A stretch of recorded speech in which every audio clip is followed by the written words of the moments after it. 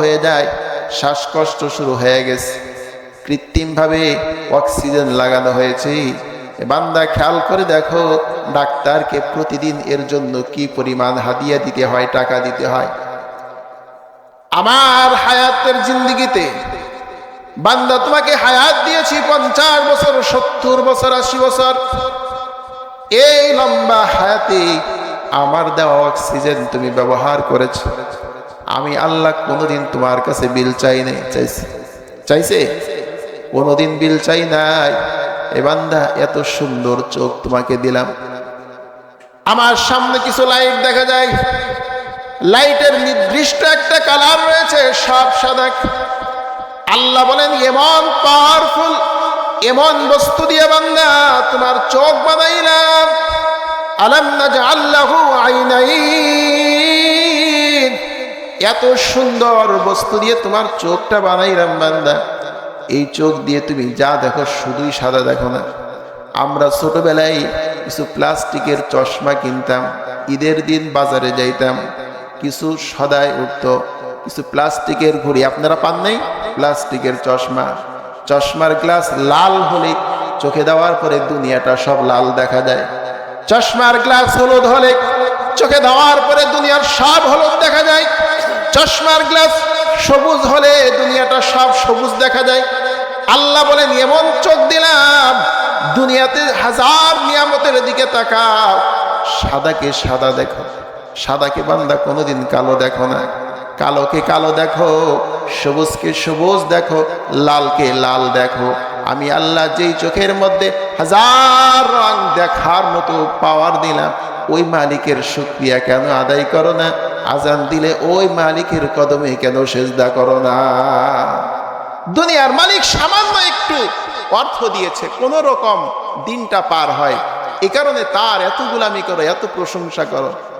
আর অনেকে বলে হুজুর নামাজ পড়বো, সময় পাই না, মাহফিলে আসবো, সময় পাই না, কোরআন পড়বো, সময় পাই না। আপনারা তো স্বাধীন। আগের জমানার যে সমস্ত মানুষ ছিল, এদের মধ্যে কিছু মানুষ ছিল স্বাধীন, কিছু মানুষ ছিল গোলাম। গোলামের স্বাধীনতা ছিল না। আপনারা চাকরি করেন, আপনাদের স্বাধীনতা আছে। আগের যুগের অতীত জামানার যারা গোলাম হতো তাদের স্বাধীনতা ছিল না। মালিক যেভাবে চালায় সেভাবেই চলতে হতো। আগের জমানায় গোলাম ক্রয় বিক্রয় হতো। একজন মালিক বাজারে গিয়েছে একজন গোলাম ক্রয় করার জন্য। সব সম্পদশালী মালিক বাজারে যায়, গোলাম কিনে নিয়ে চলে আসে। আল্লাহর একজন বান্দা মালিক গোলাম কেনার জন্য বাজারে রওনা দিয়েছে। নতুন গোলামের মালিকের সঙ্গে কথোপকথন। এবার গোলাম বলে, মালিক আপনি যদি আমাকে ক্রয় করে আপনার বাড়িতে নিয়ে যান, আমার 3টা দাবি যদি আপনি মানেন, আপনার গোলামি করব, নচেত আপনার গোলামি করব না। মালিক বলতেছে গোলাম আমার কাছে 3টা আবদার করে, 3টা দাবি করে। দাবিটা কি তোমার? এবার গোলাম বলে, মালিক আপনার কাছে আমি কিছুই চাই না, আপনার কাছে মাত্র 3টা জিনিস চাই, 3টা অনুমতি চাই, 3টা সহযোগিতা চাই। ওগো মালিক, যখন নামাজের সময় হয়ে যাবে আপনি আমাকে একটু ছুটি দিবেন, একটু অনুমতি দিবেন। আমি তো আপনি তো আমার দুনিয়ার মালিক, আপনার গোলামি আমি করি। হাইয়া আলাস সালাহ, মুয়াজ্জিনের আযানের মাধ্যমে আমার আকাশের মালিক, আমার আসমানের মালিক, আমার হায়াতের মালিক আমাকে যখন ডাক দেয়, আমাকে একটু তার সামনে হাজিরা দেওয়ার সুযোগ দিবেন, আমাকে একটু নামাজ পড়ার সুযোগ দিবেন। মালিক বলে, যা তোর এই আরজি পূরণ করা হলো, দ্বিতীয় আরেকটা দাবি কি? এবার মালিক বলছেন, গোলাম বলছেন, মালিক আমার দ্বিতীয় দাবি হলো সারাটা দিন আপনি আমার দ্বারা খেদমত নেন, সেবা নেন, আমার পক্ষ থেকে কোনো বাধা নেই, নিষেধ নেই। আপনার কাছে ফরিয়াদ, রাত্রিবেলায় আপনি আমাকে একটু ছুটি দিবেন, আর রাত্রে আপনার খেদমতের জন্য আপনি আমাকে ডাকবেন না।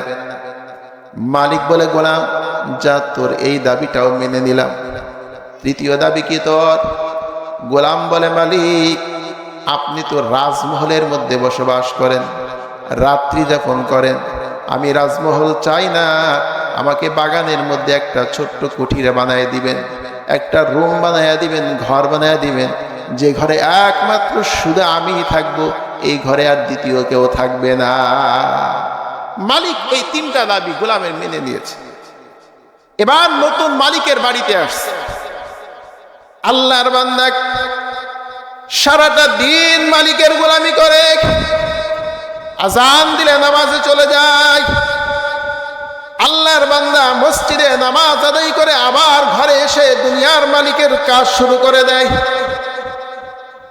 দুনিয়ার মালিক সমাজের মধ্যে এক শ্রেণীর মানুষ আছে, টাকা বেশি থাকলে খরচ করার জায়গা পায় না। এই জন্য দেখবেন সব মানুষের কথা বলি না, সমাজের মধ্যে এক শ্রেণীর মানুষ আছে এমন, টাকা বেশি হয়ে গেলে, অর্থ বেশি হয়ে গেলে খরচ করার জায়গা পায় না। রাত হলে নারী আর মদ ছাড়া তাদের রাত্রটা জমে না, নারী আর মদ ছাড়া তাদের রাত্র পার হয় না। এত টাকা হয়ে গেছে, টাকা খরচ করবে কোথায়? আল্লাহর বান্দা গোলাম রাত্র গভীর হয়ে গেলে ওই যে বাগানের মধ্যে ছোট্ট একটা ঘর করে দেওয়া হয়েছে, ওই ঘরের মধ্যে বসে আল্লাহর বান্দা ইবাদত বন্দিগিতে মশগুল হয়ে যায়। দুনিয়ার মালিক বন্ধু বান্ধবের আড্ডায় যে মদ পান করে নেশাগ্রস্ত অবস্থায় মাতাল হয়ে বাড়িতে ফিরতেছেন। হঠাৎ করে মালিকের মনে পড়ল, আমার যে সম্পদগুলি রয়েছে, আমি একটু ঘুরে ঘুরে আমার সম্পদগুলি দেখি। আল্লাহর বান্দা সম্পদগুলি, তার আসবাবগুলি দেখতেছেন, রাত্রে ঘুরে ঘুরে দেখতেছেন। মনে মনে চিন্তা করলেন, দেখি আমার গোলাম রাত্রে ঘরের মধ্যে কি করে, সে কোন অবস্থায় আছে একটু দেখি। আল্লাহর বান্দা গোলামের ঘরের সামনে যে হাজির। এবার গোলামকে লক্ষ্য করে দেখে, যেই গোলাম সারাটা দিন দুনিয়ার মালিকের গোলামি করে, রাত্র হয়ে গেলে আল্লাহর বান্দা ঘুমায় না, ওই ঘরের মধ্যে ইবাদত বন্দিগিতে মশগুল হয়ে যায়, নামাজের সেজদায় পড়ে পড়ে কান্দে। আল্লাহর বান্দা দুইখানা হাত উঠাইয়া কান্দে। আল্লাহর বান্দা ডাক দিয়ে বলে, ওগো আসমানের মালিক আল্লাহ, দুনিয়াতে আমাকে স্বাধীন বানাও নাই, আমাকে তুমি গোলাম বানাইছো। এই জন্য দুনিয়ার মালিকের পিছনে আমি দিনের বেলায় সময় দিই। তুমি যদি আমাকে গোলাম না বানাইয়া স্বাধীন বানাইতা, দিনেও তোমাকে সময় দিতাম, রাত্রেও তোমাকে সময় দিতাম। দুনিয়াতে আমাকে গরিব বানিয়েছো, আমাকে গোলাম বানিয়েছো। ওগো আল্লাহ, এই জন্য তো দিনের বেলায় তোমাকে সময় দিতে পারি না। আমার অপারগতা তুমি মাফ করে দাও, আমাকে তুমি তোমার গোলাম হিসেবে কবুল করে নাও। আল্লাহর বান্দা গভীর রাত্রে আল্লাহর সঙ্গে মোনাজাতে কান্দে, আল্লাহকে ডাক দেয়। এবার গোলাম লক্ষ্য করে দেখে, যেই মালিক লক্ষ্য করে দেখে, যেই গোলামকে আমি আমার বাড়ির সেবার জন্য নিয়োজিত করেছি, এই গোলাম সাধারণ কোনো গোলাম না। গোলাম যখন কথা বলে, আল্লাহর সঙ্গে মোনাজাতে কথা বলে, মালিক লক্ষ্য করে দেখে আসমান থেকে একটা আলো এই গোলামের ঘরের মধ্যে এমন ভাবে পড়েছে, অন্ধকার ঘরটা সূর্যের আলোর মতো আলোকিত হয়ে গেছে। গোলামের এই দৃশ্য দেখে অন্ধকার ঘরের মধ্যে নুরানি অবস্থা তৈরি হয়ে গেছে, আলোর বিকরণ বিকশিত হয়ে গেছে। আল্লাহর বান্দা গোলামের ঘরের এই দৃশ্য দেখে ঘর থেকে বের হয়ে গেলেন। ঘরে যে বলতেছে, বিবিরে, কার ধারা, আমাদের নিজেদের সেবা নেই, এ তো সাধারণ মানুষ না, এ তো আল্লাহর একজন খাস বান্দা। এবার বিবিকে বিশ্বাস করানোর জন্য আবার দ্বিতীয় দিন যখন রাত্র হয়ে গেল, বাড়ির মালিক তার বিবিকে সাথে নিয়ে ওই গোলামের ঘরের সামনে এসে হাজির। আজকেও ওই গোলাম ডাক দিয়ে বলে, ওগো আসমানের মালিক আল্লাহ, আমাকে তুমি দুনিয়ার মানুষের গোলাম বানিয়েছো, এই জন্য তো দিনে তোমাকে সময় দিতে পারলাম না, রাত্রে যতটুকু সময় দিয়েছি মালিক তুমি কবুল করে নাও। এইভাবে হাউমাউ করে গোলাম কান্দে। নামাজ শেষ হয়ে গেছে, মালিক এবার গোলামকে ডাক দিয়ে বলে, এরে গোলাম, আমি তো তোমাকে মনে করেছিলাম তুমি সাধারণ মানুষ, আজকে তোমার যে অবস্থা আমি দেখেছি, আমি তোমার অবস্থা দেখে বুঝতে পেরেছি তুমি সাধারণ মানুষ না। তোমার দ্বারা আমরা খেদমত নিয়েছি, এটা আমাদের অন্যায় হয়ে গেছে, আমাদেরকে মাফ করে দাও। শুধু মাফ করলেই শেষ হবে না, তুমি যতদিন পর্যন্ত থাকবে তোমার গোলামি করার, তোমার খেদমত করার সুযোগ আমাদেরকে দিয়ে দাও। আল্লাহর বান্দা এবার কান্দন শুরু করে দিয়েছে। গোলাম ডাক দিয়ে বলে, আল্লাহ, এতদিন পর্যন্ত গোপনে তোমার সঙ্গে রাত্রে প্রেমের আলাপ করেছি, ওগো আল্লাহ, দুনিয়ার মানুষ তোমার আমার মহব্বতের কথা জেনে ফেলেছে, তোমার আমার প্রেমের কথা জেনে ফেলেছে। রব্বুল আলামিন, আজকে যদি আমি বেঁচে থাকি, এখন যদি তুমি আমাকে হায়াত দাও, দুনিয়ার মানুষ আমাকে ফিতনার কারণ বানিয়ে ফেলবে, মানুষ আমার দ্বারা অনেক গুনার মধ্যে লিপ্ত হয়ে যাবে, আমার দ্বারা মানুষ শিরকের মধ্যে লিপ্ত হয়ে যাবে। আল্লাহ, আমি চেয়েছিলাম তোমার সঙ্গে আমার যে প্রেমের সম্পর্ক দুনিয়ার কেউ জানবে না, শুধু তুমিই জানবা আর আমি জানবো। তোমার সঙ্গে আমার প্রেমের আদান প্রদান দুনিয়ার কোনো মানুষ জানুক, এটা আমি চাই না। এই কারণে আল্লাহর কিছু আশেক বান্দারা আছে, আল্লাহর কিছু মাহবুব বান্দারা আছে, সাধারণ মানুষের সামনে তারা তাদের আসল অবস্থা বর্ণনা করে না। রাত্র যত গভীর হয়, কিছু মানুষ আছে ইবাদত বন্দিগিতে এতটা মশগুল হয়, আল্লাহর বান্দা মানুষের সামনে ইবাদত করে না, গোপনে গোপনে আল্লাহর সঙ্গে প্রেমের আলাপ করে। এই কারণে কিছু মানুষ এখানে যারা আছেন, গোপনে প্রেমের আলাপের মধ্যে কি মজা।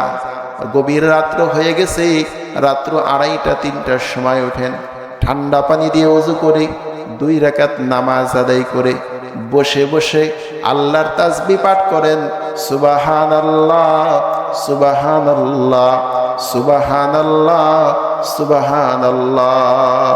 আমি আমার ছাত্র জমানায় দেখেছি, মিরপুর আরজাবাদ মাদ্রাসায় তখন লেখাপড়া করি, শীতের মৌসুম, রাত্র গভীর হয়ে গেছে, আমার উস্তাদের কামরা থেকে একটা আওয়াজ ভেসে আসতো, লা ইলাহা ইল্লাল্লাহ লা ইলাহা ইল্লাল্লাহ লা ইলাহা ইল্লাল্লাহ। এত মধুর সুরে আল্লাহর নামের জিকির করতেন। আমার উস্তাদজির আল্লাহর নামের জিকির শুনে আমার প্রতিদিন ঘুম ভেঙে যাইত, ফজর পর্যন্ত আর চোখে আমার ঘুম আসতো না। ওই গভীর রাত্রে আল্লাহকে ডাক দিয়ে দেখেন চোখ দিয়ে অঝোর নয়নে পানি আসবে। ওই গভীর রাত্রে একটু আল্লাহকে ডাক দিয়ে দেখেন, আল্লাহর কাছে কিছু চেয়ে দেখেন, সারাটা দিন কুরআন মানা, দিন মানা, আল্লাহকে মানা সহজ হয়ে যাবে। আখিরাত, এই গভীর রাতের নামাজ মানুষের জীবন পরিবর্তন করে দেয়। এটা প্রেমের নামাজ। আল্লাহর সঙ্গে বান্দার যখন সম্পর্ক হয়ে যায়, তখন আল্লাহ অসন্তুষ্ট হয়, এমন কোন কাজ আল্লাহর বান্দার করতে পারে না। আশিকে মা শোকে মিয়া চেরঞ্জিস, আশিকে মা শোকে মিয়া চেরঞ্জিস, কিরামান কাতিবিন রাহাম খবর নিস। আগের যুগের মানুষ পরাধীন হওয়ার পরেও, গোলাম হওয়ার পরেও নামাজের সময় হলে আল্লাহকে ভুলে নাই। রাত্র গভীর হয়ে গেছে, এরপরেও আল্লাহকে ভুলে নাই। আজকের জমানার মানুষ, এই জমানার মানুষ এত স্বাধীন আমরা, আল্লাহ আমাদেরকে কত নিয়ামত দিয়েছেন, এত নিয়ামত পাওয়ার পরেও আমরা হতভাগা আমরা নাফরমান সেই মালিককে সময় দিতে পারলাম না, সেই মালিককে চিনলাম না। আল্লাহ তাআলা বলেন, বান্দা এই কোরআন মানো, এই কোরআন যদি মানতে পারো বিনিময়ে তোমাকে জান্নাত দিব। মান আমিলা সালিহান মিন যাকারিন আও উনসা হুয়া মুমিন ফালানুহইয়ান্নাহু হায়াতান তাইয়্যিবা। ব্যক্তি জীবনের জন্য আল্লাহ পাক রব্বুল আলামিন এক নম্বরে বললেন, বান্দা তুমি নামাজি হও। নামাজ এটা কার হক? আরো জোরে বলেন, কার হক? আল্লাহ রাব্বুল আলামিন বলেন, বান্দা ব্যক্তি জীবনে তুমি আমলে জিন্দেগি করো। আসো তোমার পারিবারিক জীবন নিয়ে কিছু আলোচনা করি। আল্লাহ সুবহানাহু ওয়া তাআলা পারিবারিক জীবনের আলোচনা করতে যে সর্বপ্রথম যে আলোচনা আল্লাহ তাআলা করেছেন, ওয়াকাদা রাব্বুকা আল্লা তা'বুদু ইল্লা ইয়্যাহু ওয়া বিল ওয়ালিদাইনি ইহসানা। আল্লাহ রাব্বুল আলামিন বলেন, বান্দা ব্যক্তি জীবনে সবচেয়ে বেশি গুরুত্ব দেবি আমি আল্লাহ। আমার গোলামির পরে পারিবারিক জীবনে তোমার সবচেয়ে বড় ভূমিকা থাকবে, তুমি তোমার মা বাবার খেদমত করবা। কার আদেশ? আরো যারা বলেন, কার আদেশ? সমাজের মধ্যে আজকে এমনও সন্তান আছে, এমনও সন্তান আছে যেই সন্তান নিজের হাতে তার বাবাকে হত্যা করে। এমনও সন্তান আছে যেই সন্তান নিজের হাতে মাকে হত্যা করেছে। আমার ভাই, সন্তান মাকে হত্যা করার পিছনে একটাই কারণ হলো ওই সন্তানের জীবনে কোরআন নাই। সন্তান যদি কোরআন থেকে এই সবক নিত, আল্লাহ তাআলা বলে হুদাল লিন্নাস, হে মানুষ এই কিতাব তোমার হেদায়েতের জন্য, কিতাব পড়ো, কিতাব মানো। আল্লাহ বলেছেন সন্তান হয়েছে পারিবারিক জীবনে তোমার জন্য সবচেয়ে বেশি গুরুত্বপূর্ণ তুমি তোমার মা তোমার বাবার খেদমত করবে। আল্লাহ তাআলা বলেন, ইম্মা ইয়াবলুগান্না আহাদুহুমা ওয়া কাদা রাব্বুকা আল্লা তা'বুদু ইল্লা ইয়্যাহু ওয়া বিল ওয়ালিদাইনি ইহসানা। এক নাম্বার, তুমি তোমার মা বাবার খেদমত করো। এরপরে এই পারিবারিক জীবন সামাজিক জীবনের মধ্যে যখন আসে, আল্লাহ তাআলা বলেন সামাজিক জীবনেও তোমার জন্য ইসলাম আছে। আল্লাহ তাআলা বলেন, ওয়ালা তুশরিকু বিহি শাইআ ওয়া বিল ওয়ালিদাইনি ইহসানা ওয়া বিদিল কুরবা ওয়াল ইয়াতামা ওয়াল মাসাকিন ওয়াল জারি বিল কুরবা ওয়াল জারিল জুনুবি ওয়াস সাহিবি বিল জামবি ওয়া ইবনিস সাবিল। আল্লাহ তাআলা বলেন, বান্দা আমি আল্লাহর ইবাদত করো, উবুদুল্লাহ ওয়ালা তুশরিকু বিহি শাইআ ওয়া বিল ওয়ালিদাইনি ইহসানা। আমি আল্লাহর গোলামির পরে মা বাবার সেবা করো। ওয়া বিল ওয়ালিদাইনি ইহসানা ওয়া বিদিল কুরবা ওয়াল ইয়াতামা ওয়াল মাসাকিন। আল্লাহ তাআলা বলেন মা বাবার পরে, পারিবারিক জীবনের পরে তোমার সামাজিক জীবনে যারা রয়েছে, তোমার আত্মীয় স্বজন, প্রতিবেশী, নিকট আত্মীয় যারা, এদের হক আদায় করো, এদের সঙ্গে সুন্দর ব্যবহার করো। এদের রাস্তা আটকাই দিও না, প্রতিবেশীকে গালি দিও না, প্রতিবেশীকে কষ্ট দিও না, আত্মীয় স্বজনের সঙ্গে খারাপ ব্যবহার করো না। আজকে মানুষ আত্মীয়তা সম্পর্ক ছিন্ন করে ফেলে। অনেক সময় প্রতিবেশীর যন্ত্রণায় প্রতিবেশী ঘুমাতে পারে না, প্রতিবেশীর যন্ত্রণায় প্রতিবেশী অতিষ্ঠ হয়ে গেছে। তার কারণ ওই প্রতিবেশীর জিন্দিগিতে কোরআন নাই। ওই প্রতিবেশীর জিন্দিগিতে যদি কোরআন থাকতো, প্রতিবেশীর ধারা কোনোদিন কষ্ট পেত না। ঠিক কিনা বলে?